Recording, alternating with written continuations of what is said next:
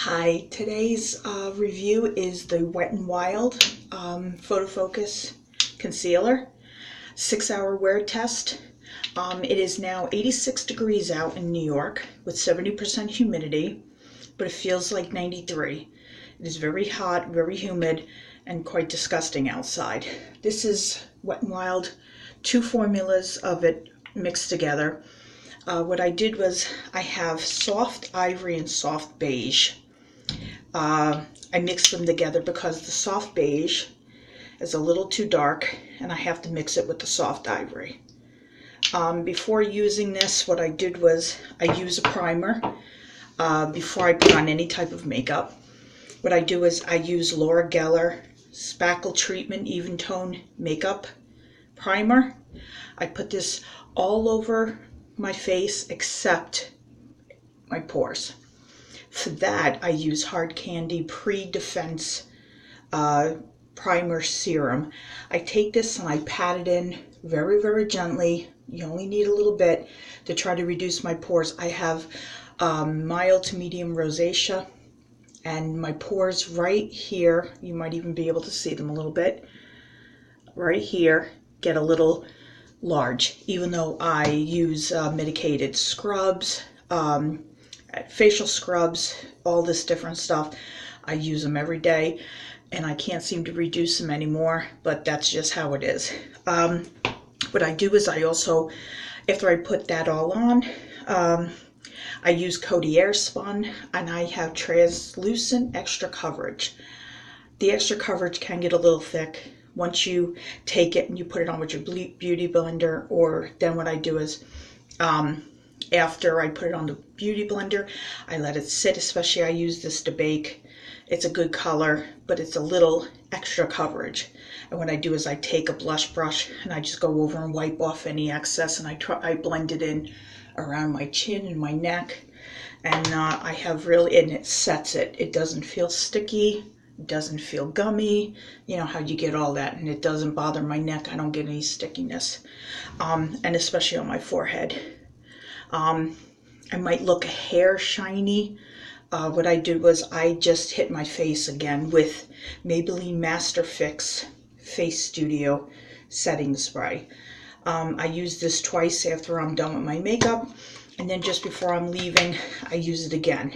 But what I did was when I got home for this video, I just hit it a little bit again just to make it look a little fresh, because sometimes if I don't use enough, it can, with the Coty, it can look a little cakey or a little makeup-y. So what I also have is for my eyebrows, I have Wet n Wild's retractable brow pencil.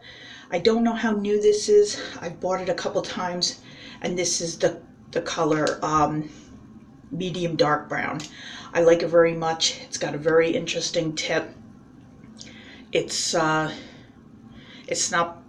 pointed, but it's slanted, and it really gets in there really, really well. Yeah, I think this is, I thought it was medium to dark. I think this is just, oh, it does say medium brown, dark brown. Okay, so it's nice. It has a nice spoolie at the end. I don't have any hairs on my eyebrows. I have like a few. I don't really need the spoolie, so I just use that with a elf stencil, because I have for a high arch. I have no hairs. I can't draw. What it is I do the points, you know, right by your nose, by your pupil, and then at the end of your eye when you match it up with your nose. But this eye is a little smaller, so I have to bring the arch up just a little bit because it sinks down a little bit. And it works good. It takes me a couple minutes to really get it right. Go over it with concealer to carve it out. And then it's great. So what I also use a lot is the Hard Candy matte. I know this is very, very dark. It's a dark purple, and it's really, really nice, and it's extremely matte. I know it looks dark, and it is, but what I do is after I put that on, I blot it just a little bit, and then I take this stuff is great. They make multiple colors. Essence Shine Shine Shine lip topper, or you could just wear it alone. It is so nice. They have a color. They have this color pink, and they also have purple. They also have a light pink, and then they have a clear. It's hard to see, but you use that right over it, and this is what it gives you. It makes a huge difference. Or I'll try to use some other darker pink and go over it. What it is I like this matte because the matte stays on long. It doesn't rub off even after eating. And then I like to put something over because that purple is dark. I have some other lighter purples, and I love purples. But it can get too dark in the summer, so I lighten it. And that's it for the review of the Wet n Wild foundation in soft ivory and soft beige. I know I love it.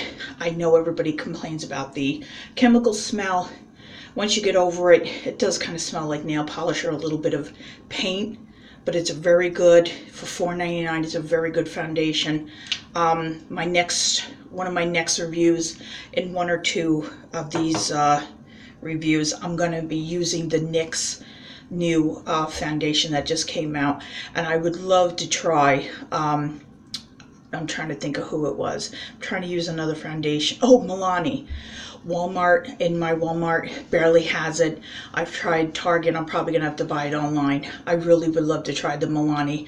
I think that's anywhere from $11.99 to $14.99, and that's a lot, but I wanted to try it. But NYX just came out with 40 plus shades, and I can't wait. So I'm going to try that and see if I can mix it with something lighter. If I can't get my exact shade, I'll go a shade darker and then mix it with, of course, the Wet n Wild, or I'll use Maybelline Fit Me. I'll use a lighter color and I'll mix it in, and I have no problem mixing foundations. I don't find them breaking down. So this is the review of the Wet n Wild Photo Focus test. 6.5 hours in 86-degree weather with 70% humidity, and I was in and out, and it looks great, and I didn't have to blot.